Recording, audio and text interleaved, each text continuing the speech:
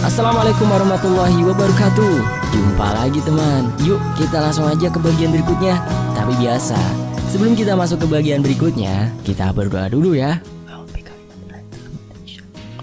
Bismillahirrahmanirrahim. Allahumma sholli ala sayyidina Muhammad sallallahu alaihi wasallam. Oke teman-teman, kita masuk ke ceritanya.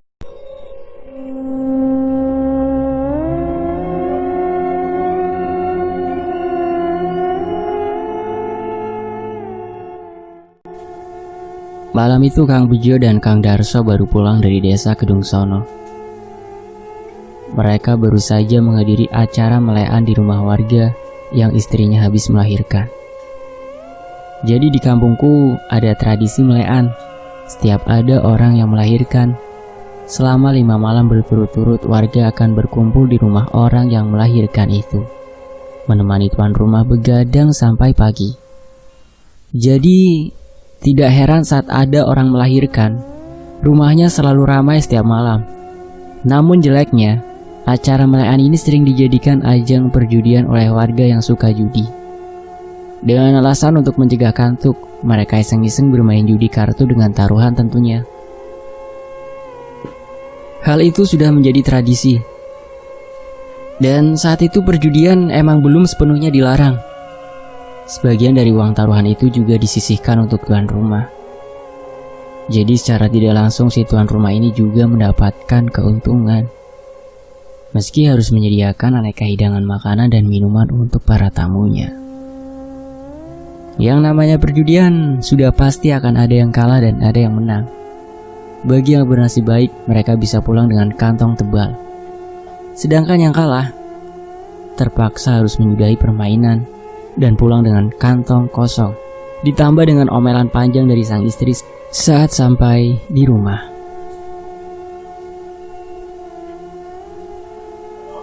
Seperti Kang Darso dan Kang Bejo yang malam itu bernasib kurang baik.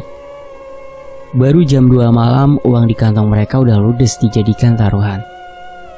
Terpaksa mereka menyudahi permainan dan pulang dengan kantong kosong. Padahal mereka dikenal sebagai penjudi ulung, bisa dibilang pantang pulang sebelum pagi menjelang. Apes Cok. Aduh, ludes semua uangku buat taruhan tadi. Sepeser pun tidak ada yang tersisa. Gerutu Kang Darso sambil berjalan, tersaruk-saruk menahan kantuk. Ya sama Kang, aku juga. Tinggal sisa 2000 perak nih di kantong. Emang harinya lagi apes kali Kang, saut Kang Bejo sambil menyorotkan senternya ke kanan dan ke kiri, menerangi jalanan berbatu yang mereka lewati. Sebenarnya ini hari bagus Cok, Selasa Kliwon, kan hari wetonku. Biasanya di hari weton begini aku selalu menang loh. Aku curiga si Parjo itu curang mainnya. Masa setiap 2 atau 3 putaran selalu dia yang menang? Hehehe, sampean dapat lawan berat malam ini Kang. Si Parjo itu emang terkenal sulit dikalahkan. Main kalau sudah dapat lawan dia, aduh siap-siap aja pulang dengan kantong kosong. Yo aku juga heran Jo, kok bisa ya dia itu selalu menang setiap main kartu. Padahal kan permainan kartu itu cuma untung-untungan saja. Makanya aku curiga kalau dia itu curang. Bisa jadi Kang, pernah ada yang bilang kalau setiap main dia itu bawa temen, jadi temannya itu jadi mata-mata mengawasi kartu yang dipegang lawannya, terus ngasih kode sama si Parjo itu, memberitahu kartu apa saja yang dipegang oleh lawan-lawannya. Semprul, pantesan saja selalu menang. Tahu begitu aku ndak mau lawan dia tadi. Hehehe, kan udah dilotrekan, mana bisa kita pilih-pilih lawan. Kang Bejo terkekeh. Iya juga sih, tapi ada juga yang bilang kalau dia itu punya pegangan loh. Kang Darso berhenti sebentar untuk menyalakan rokoknya. Pegangan gimana maksudnya Kang?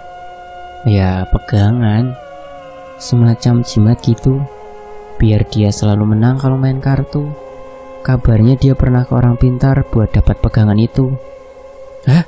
Ada seperti itu ya Kang? Aku juga kurang tahu Jo. Kalau aku tahu pasti sudah kudatangi orang pintar itu. biar dapat pegangan juga. Hehehe, ada-ada saja sampean ini Kang. Mau menang main kartu aja kok sampai nyari orang pintar segala. Ya penasaran saja aku Jo. Kan enak juga kalau main selalu menang gitu, bisa dapat duit banyak. Hehehe, ya juga ya Kang. Mereka berdua tergelak, menertawakan kesialan mereka malam itu, sambil terus berjalan pelan, menyusuri jalanan berbatu di Tegal, Salahan. Sebentar Jo, matikan sentermu. Tiba-tiba Kang Darso menghentikan langkahnya. Kang Bejo yang berjalan di sampingnya ikut berhenti dan mematikan senternya. Ada apa Kang? Tanya Kang Bejo setengah berbisik. Coba, kamu lihat itu. Bisik Kang Darso sambil menuju ke pucuk pohon bambu yang menjulang tinggi tak jauh dari tempat mereka berada. Astagfirullah, apa itu Kang? Kang Bejo tersentak kaget melihat apa yang tadi ditunjuk oleh Kang Darso. Di sana, di pucuk pohon bambu nampak cahaya terang sebesar bola kasti berayun-ayun mengikuti gerak pucuk pohon bambu yang bergoyang-goyang tertiup angin. Mungkin itu kemamang Jo. Wah, ndak beres ini, kata Kang Darso setengah bergumam. Ya ndak beres gimana Kang? Tanya Kang Bejo kurang mengerti. Ya ndak beres, kemamang itu pertanda buruk Jo.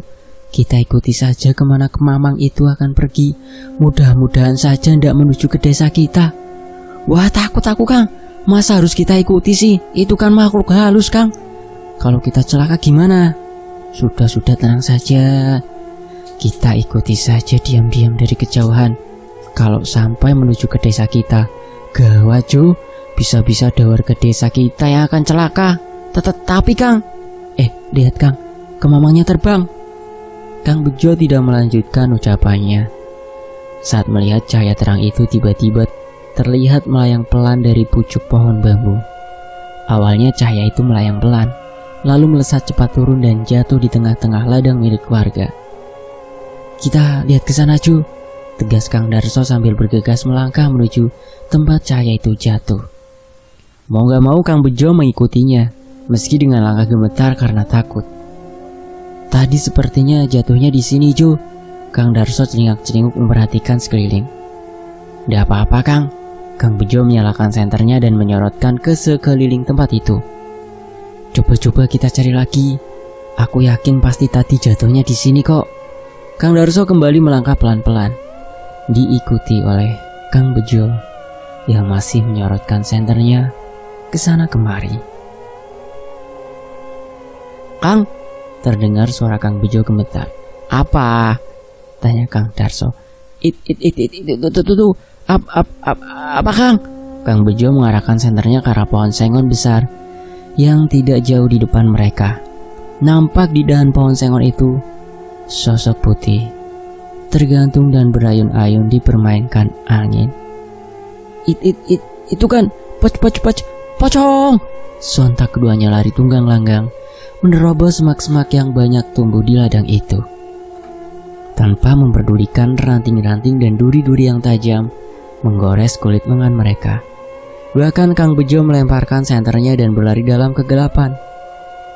Keesokan harinya, warga digegerkan dengan penemuan sosok perempuan yang tewas gantung diri di pohon sengon, tepat di mana Kang Darso dan Kang Bejo melihat pocong semalam. Ternyata yang mereka kira pocong itu adalah orang yang gantung diri. Kebetulan perempuan itu mengenakan pakaian warna putih, jadi wajar kalau kedua orang itu mengiranya pocong. Warga desa gempar. Petugas kepolisian dari kecamatan yang datang setelah mendapat laporan dari warga segera melakukan penyelidikan. Diketahui bahwa perempuan itu adalah warga desa Kedung Sono. Kabar yang beredar setelahnya, perempuan itu nekat gantung diri karena tak sanggup menahan malu setelah dihamili oleh pacarnya yang tak mau bertanggung jawab. Dan soal kemamang yang dilihat oleh Kang Darso dan Kang Bejo memang dipercaya sebagai sosok makhluk halus berbentuk bola api yang memang selalu membawa pertanda buruk. Setiap ada penampakan kemamang, menurut cerita, cepat atau lambat, pasti akan ada orang yang mati gantung diri. Makanya ada orang yang menyebut kemamang itu dengan sebutan pulung gantung. Entah memang benar begitu atau memang hanya kebetulan. Hari itu, Setelah penampakan kemamang yang dilihat oleh Kang Bejo dan Kang Darso, memang ada perempuan yang tewas gantung diri. Tragis. Oke, lanjut ke part berikutnya ya. Tumbal pembangunan jalan desa. Menjelang tahun 2000-an, jalan desaku sudah mulai dibangun tuh. Yang awalnya hanya jalanan berbatu mulai dicor beton. Dananya dari swadaya masyarakat dan dikerjakan secara gotong royong juga oleh warga. Jadi, setiap bulan warga ngadain arisan desa gitu. Terus sebagian uang arisan itu dipotong untuk kas desa, dan setelah terkumpul dana itu digunakan untuk pembangunan desa. Jujur, aku salut dengan warga desa di sini teman-teman. Semangat gotong royongannya masih sangat tinggi. Jadi, apa-apa serba dikerjakan sendiri, swadaya gitu, udah begitu bergantung kepada pemerintah. Dana swadaya sendiri, pengerjaan pembangunan juga dilakukan secara gotong royong. Jadi nggak perlu pakai jasa kontraktor atau pemborong gitu, yang harus mengeluarkan dana ekstra buat bayar tenaga kerja. Nggak perlu aku bahas lah soal dana dari pemerintah ada atau enggak, ntar malah ada pihak-pihak yang tersinggung. Bisa-bisa aku yang kena kasus. You know lah, nggak semua pejabat dan perangkat desa itu jujur. Woi, jujur nggak sih? Apalagi kalau sudah menyangkut masalah uang. Jadi, mending nggak usah aku bahas kan. Kembali ke pokok cerita. Karena dana swadaya masyarakat yang harus dikumpulkan sedikit demi sedikit setiap bulannya, jadi pembangunan jalan ini nggak bisa dilakukan secara serentak teman-teman. Jadi bertahap gitu. Secara jalan desa emang lumayan panjang. Entah berapa tahun waktu itu sampai semua jalan selesai dicor beton semua. Yang jelas, kalau sekarang teman-teman main ke desaku, nggak bakalan lagi bisa nemuin jalan berbatu seperti dulu. Semua jalan udah mulus, kayak pipi perawan. Hahaha. Saat pengecoran jalan di tengah desa, semua berjalan lancar tanpa kendala. Namun saat memasuki area jalan di Tegal Salahan, masalah mulai muncul. Sepertinya para penghuni tempat tersebut tidak rela wilayah kekuasaannya diacak-acak. Banyak kendala yang terjadi, mulai dari hujan yang turun terus-menerus panjang hari, mesin pengaduk semen yang selalu ngadat, sampai warga yang ikut bergotong royong yang mengalami kecelakaan kecil seperti kaki yang kena cangkul, ada yang kakinya luka kena pecahan batu, dan lain-lain. Puncaknya saat pengecoran mulai mendekati bok atau jembatan kecil. Beberapa warga mulai ada yang kesurupan. Akhirnya warga sepakat untuk memanggil orang pintar. Setelah melakukan tirakat semalaman, orang pintar itu menyarankan kepada warga untuk melakukan selamatan dengan membuat nasi tumpeng dan memotong wedus kambing atau kendit.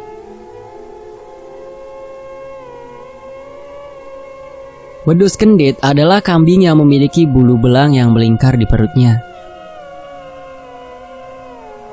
Tidak mudah mencari kambing dengan ciri tersebut selain sangat jarang, kalaupun ada juga harganya sangat mahal. Tapi demi kelancaran pembangunan jalan akhirnya didapat juga tuh kambing dari desa sebelah. Selamatan pun segera dimulai. Kaum ibu-ibu ditugaskan untuk memasak kambing segera dipotong. Dagingnya dimasak untuk selamatan, sedangkan kepalanya ditanam di bawah buk. Acara selamatan berjalan meriah, seluruh warga hadir untuk ikut memanjatkan doa, disusul dengan acara makan bersama. Alhamdulillah teman-teman, setelah acara selamatan itu pekerjaan pengecoran jalan berjalan dengan lancar sampai selesai. Hingga sekarang, warga desaku dapat menikmati jalan yang rata dan mulus, bukan jalan berbatu lagi. Oke teman-teman, penulis rasa cukup sekian ya trik dari penulis ini. Mohon dimaafkan kalau ada salah kata, kesalahan penulisan atau isi dari trik ini yang menyinggung perasaan teman-teman ya.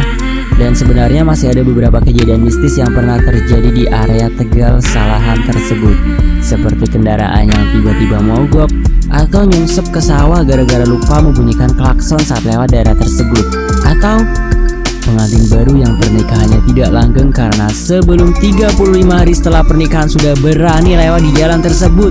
Namun, kejadian-kejadian seperti itu sepertinya juga sering terjadi di daerah lain dan sudah sering diceritakan di medsos atau forum-forum seperti kasus ini.